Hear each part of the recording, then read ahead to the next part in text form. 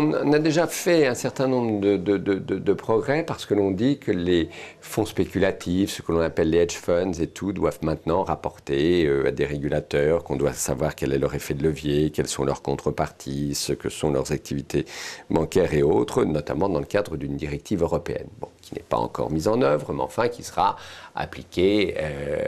à horizon fin 2012, début 2013. Mais il est vrai que vous avez encore un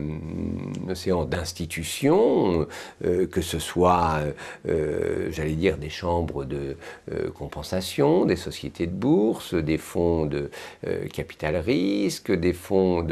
d'investissement, de gens qui se réunissent et qui font de la banque sans que ce soit régulé. Et là, il y a un effort très très important à faire et il faut que nous ramenions vers la régulation ces entités qui ne sont pas régulées. Alors je crois qu'on en fait des progrès, on en a fait notamment dans le cadre du G20 en faisant en sorte de mieux encadrer les marchés de gré à gré, les marchés sur les produits dérivés. Tout ça va prendre du temps, on va dans la bonne direction, mais il faut le faire vite parce qu'il faut savoir que quand même 50% des transactions financières sont le fait de ce qu'on appelle la finance de l'ombre et ce ne sont même pas les banques, comme je le dis parfois. S'il n'y avait que les banques, c'est déjà pas facile à contrôler, elles ne sont pas populaires, mais enfin on sait au moins qui c'est. Les autres, on ne sait même pas qui c'est. Donc c'est assez grave quand même.